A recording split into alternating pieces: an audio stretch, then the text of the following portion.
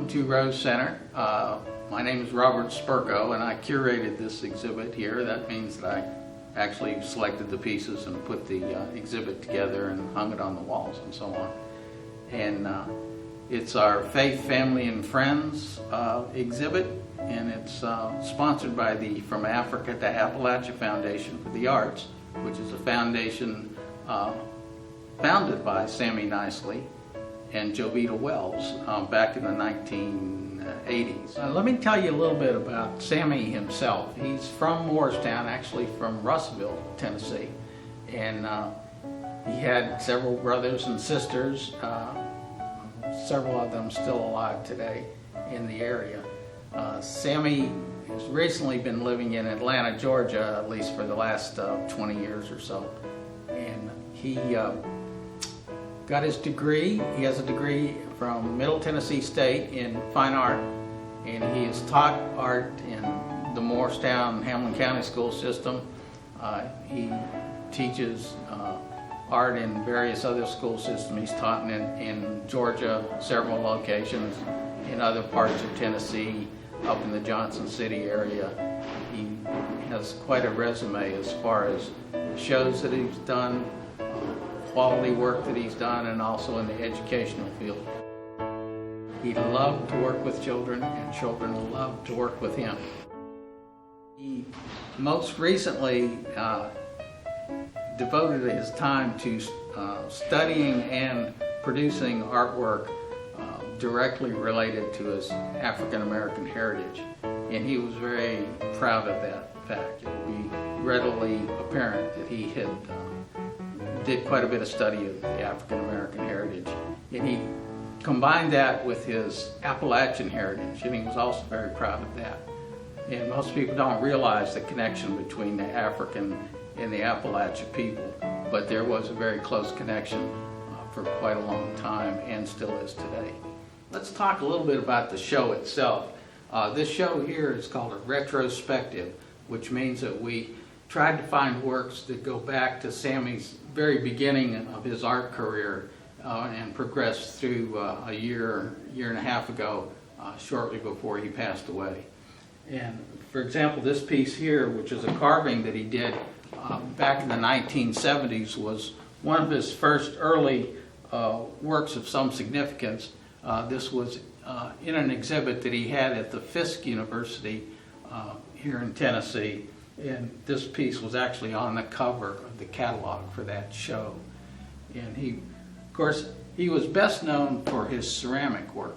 He was a ceramicist. In other words, he was a potter. He worked with clay. He loved to work with clay because he could work with his hands in the clay. And you can see several other pieces here that are ceramic pieces. These are newer works.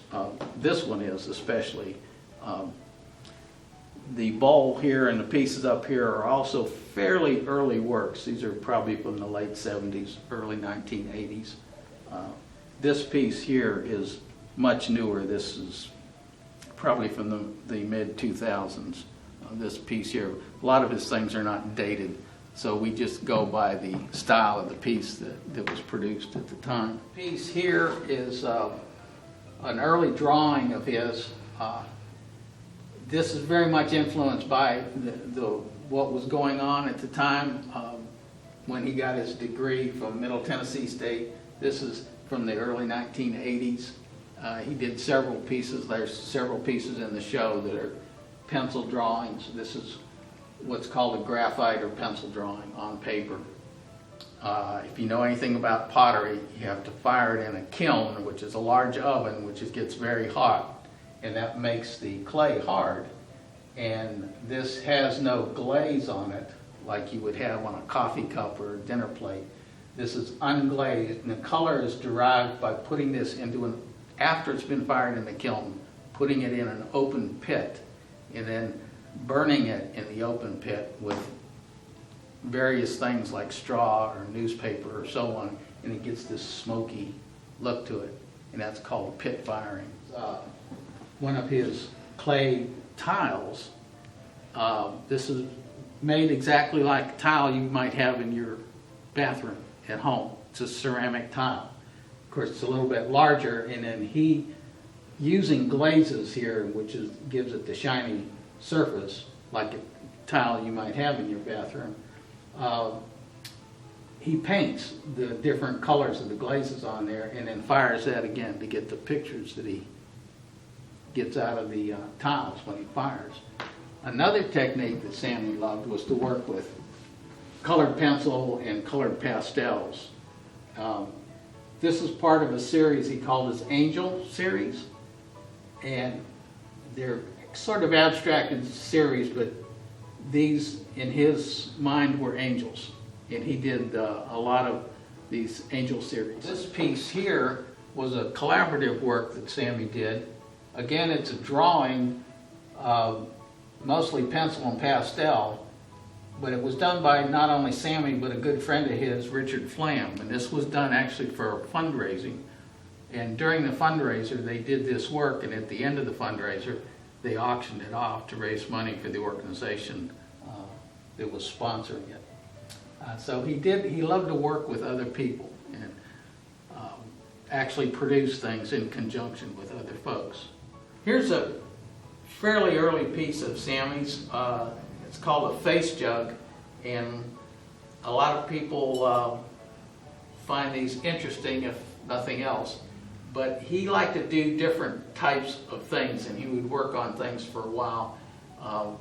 This is not too dissimilar to a lot of his masks, which if we can turn this way, you see a grouping of his masks here.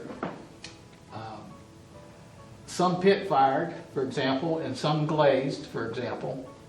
And these were his mask series, which he did off and on through his artistic career. For example, the fish pieces here, again, combinations. This was actually pit fired. This one here, these were glazed, ceramic glazes on them.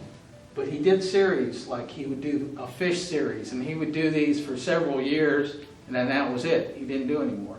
He also did roosters, which he did for several years. He did turtles for several years. But then when he quit, he quit. He didn't do any more, which was very interesting. Very few people know that he did lamp bases, because he only did about a dozen of these, and that was all. And he quit doing them. As you can see, here's another one of his more contemporary drawings. This is mixed media. It's got pastel, it's got some paint in it, it's got colored pencils, it's a whole variety of things. This type of mask, which he actually called a passport mask, in various areas of Africa, when people would travel around, they would make masks related to their tribe in Africa. And they used those masks for identity, so people would know where they came from in different areas in Africa, and they called them passport masks. And they were about this size. And this is Sammie's idea or version of it. One thing I'd like to mention about this show is that these are pieces that we have gathered from other people's collections. In other words, these are all owned by someone else who has lent them to us to do this particular show. And so it represents the collections of several other people, among who myself, I own several of these pieces here in the show. None of these works are for sale. They're already owned by someone else, and we appreciate the opportunity to present these things.